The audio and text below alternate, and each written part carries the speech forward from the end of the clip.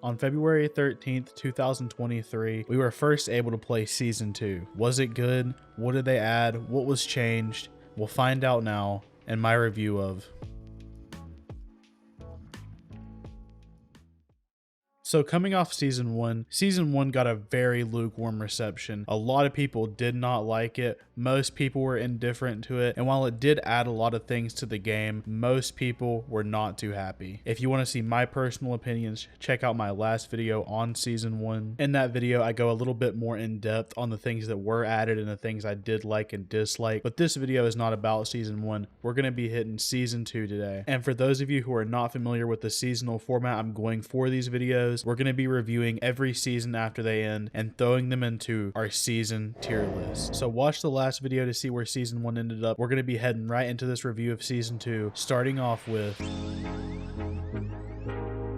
So just like Season 1, the maps are probably the weakest part of Season 2, although I would say they're not nearly as weak of choices as what we got with Season 1. So with Season 2, we got 3 new maps, which is Museum, Dome, and Expo. So starting with Museum, a lot of you may notice that Museum was in the MW2 beta, so you might be a bit confused as why I'm calling it new now. Well, for those of you out of the loop, Museum was actually removed from the game after the beta due to some copyright issues. I'm not really sure exactly what happened, so I won't be getting into those here, but it was finally added back at the start of this season. Now, I remember in the beta, this was a very disliked map. It was probably the community's least favorite overall. And while I agree in some ways, I do enjoy the variety it has in the current map design, since most of the maps in this game, disregarding something like border crossing, are fairly small. However, this map does not play good on every mode. It's not a very good TDM map for me personally. I enjoy the more aggressive play style, so something with an objective is where I feel like this map really shines. Another huge positive for this map, at least for me, is the lighting and colors are really good. And while I think Infinity Ward definitely stepped up their game color-wise compared to Modern Warfare 2019, I think this map is their best example with its beaming sunlight and green grass towards the back of the map, and it has a beautiful skybox and background to do presentations with. Overall, while not my favorite map in the game, it's definitely not a skip. So with that being said, let's move on to our next map, Dome. Now, what can be said about Dome that hasn't already been said? This map is an absolute classic. And honestly, it's not been brought back as much as some other maps. Like, I think off the top of my head, it was in Ghost and Vanguard. And I think that's it. Now, this probably won't be a surprise for many of you, but spoiler alert, this is my favorite map in this season. And just comparing it to its most recent appearance in Vanguard, this version is way better. I think Infinity Ward really nailed the feel of the original Dome in this. And yes, there are some differences from the original. For example, the spawns are a bit different, but I think they nailed that original feeling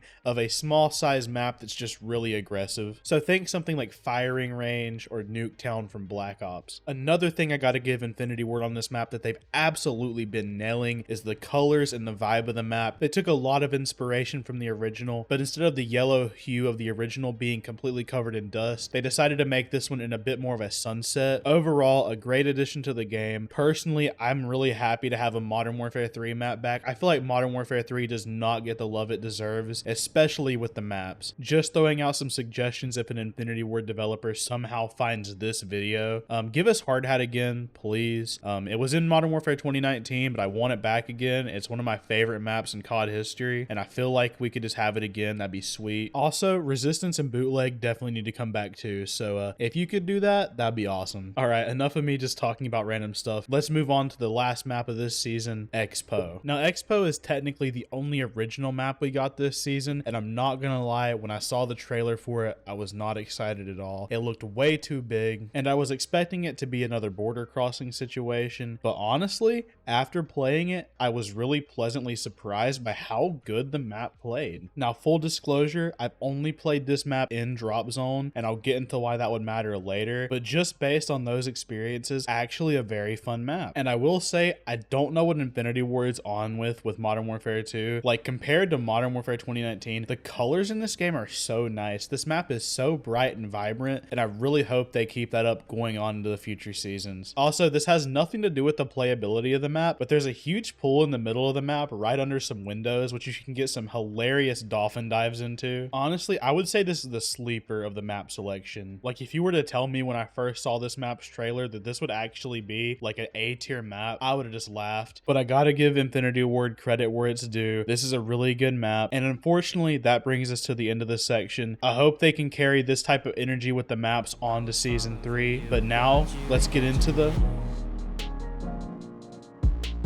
With the launch of Season 2, we got 5 brand new weapons: the ISO Hemlock, the KV Broadside, the dual Kodachis, the crossbow, the Tempest Torrent Marksman Rifle, and I was looking up the list on Google to make sure, and it says we also got a Shuriken, but I haven't seen that, so I'm gonna actually make a quick check. Alright, so I wanted to check this for myself, so I switched over to the live comm for 1 second. I actually want to see if the Shuriken's a weapon. It is not, so maybe my info's wrong. That's a bit weird. So on to our first weapon, the dual Kodachis. Now this is going to be the shortest section of all the weapons, just because it's a reskin knife. It looks pretty cool, but effective wise, it's really the same thing. So if you like knifing, if you like running around with the bladed weapons, then yeah, I could recommend this. It would be pretty cool. But if you're someone like me who doesn't necessarily knife a lot, it's just all right. I might run it as a secondary just to not have a pistol. Now on to our second weapon that's actually a bit more versatile as a weapon, the crossbow. Now the crossbow is a weapon I feel like you either love or hate. It's really just a worse sniper rifle. It's kind of a cool weapon to have, and I honestly thought it was pretty useful in DMZ as like a silent armor breaker. The crossbow in this game is very similar to the one from Modern Warfare 2019. I would argue almost identical. It is pretty fun to run around with just casually, being able to pick people off essentially silently. However, with that slow reload, it's just completely useless in any type of competitive environment. So if you really want just the best marksman rifle, just go with like the SAB or the SPR. But honestly, that's not what the crossbow is trying to do, and I respect that. If I had to compare it to anything, it's pretty much Infinity Ward's answer to the ballistic knife. Just a fun gun to run around with, but it's not really useful. Now on the completely other end of that, here is something that is very useful: our next weapon, the KV Broadside. Now the KV Broadside is the certified shipment killer, and like there is no exaggeration to that. If you want to kill an entire shipment lobby, just put this on a class with a 25 round drum, and I have a clip that I think explains it pretty well.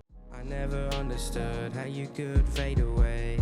All these thoughts in my mind and I'm feeling them today. Never once did I ask you to change. I can't even lie, I'm getting tired of these minds. Just for context, this was first game on getting gameplay for the Broadside, so I think it's pretty easy to say that this gun is an absolute monster. And because of that, this gun gets a lot of hate, especially when it was brand new and people were running the flame rounds and just annoying people. Honestly though, I love when Call of Duty has crazy unbalanced stuff, so this is really fun. I don't personally run it a lot. I'm a bit more of a sniper. Definitely fun to run around with. My personal recommendation, run this thing on your DMZ class and use it to clear strongholds. It is like a beast for that. It just clears out bots like they're nothing. If I was ranking these guns individually, this would be number 1 head and shoulders, but we're not doing that this video. So on to our next weapon, the ISO Hemlock. Now just because I said the Broadside was the best weapon, by no means does it mean it's the only good weapon. Case in point, the ISO Hemlock. The ISO Hemlock is a very nice AR. There's not a whole bunch to say about it. It's just fairly good across the board. Medium fire rate, low recoil, medium damage. I would definitely say it has a place in the meta. It's towards the upper tier of the assault rifles in the game. Unfortunately, it's not super unique. Like I think with the Broadside and the crossbow, they all have their unique abilities, but obviously being an AR, it's kind of just right there in the middle. Obviously, this isn't negatives against the gun. They weren't going for a super unique AR. Honestly, it kind of reminds me of the ACR just a little bit in the way it looks. I'm not really sure why. Just something about it gives me that feeling. Honestly, the weapons in this season are pretty good so far, so let's get on to our very last weapon, the Tempest Torrent. Now the Tempest Torrent is a really good marksman rifle, probably the best in class. It has little to no recoil and it's a 2-shot forever. Design wise, it's pretty basic. I mean, it's just an M4 marksman rifle. The M4 pretty much has a foot in all the classes, by the way. It's like missing a pistol and a sniper rifle before it just takes over the game. Overall, very good gun. I would use it. Probably a new meta weapon, honestly. And with that being said, that does wrap up our weapons. And so we're going to go into...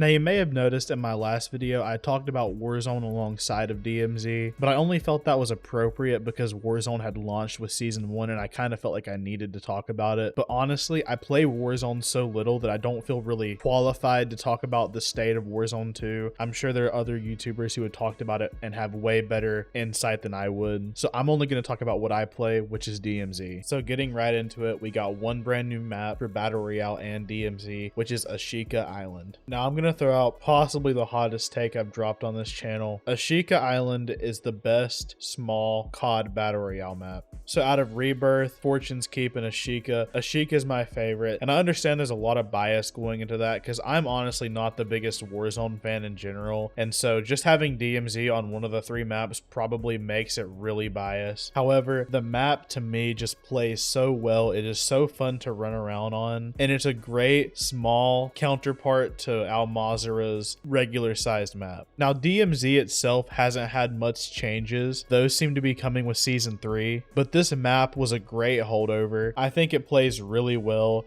And honestly, DMZ has become the sleeper hit for me. Obviously, I spend the most time in 6v6, but DMZ is a very hard second. Like, if I could see my playtime for both, I guarantee you they'd be very close. Ashika Island is one of my favorite parts of the entire season, and I cannot wait to see how they improve it in season 3, because honestly, I think this mode could overtake Warzone in just how fun it is. Unfortunately though, since they only added a map, I don't have too much to say about DMZ, but I don't want that to seem like I do not like this mode. It is honestly one of my favorite modes of all time, and I think that covers the basis for most of the main things this season. So finally, I want to get into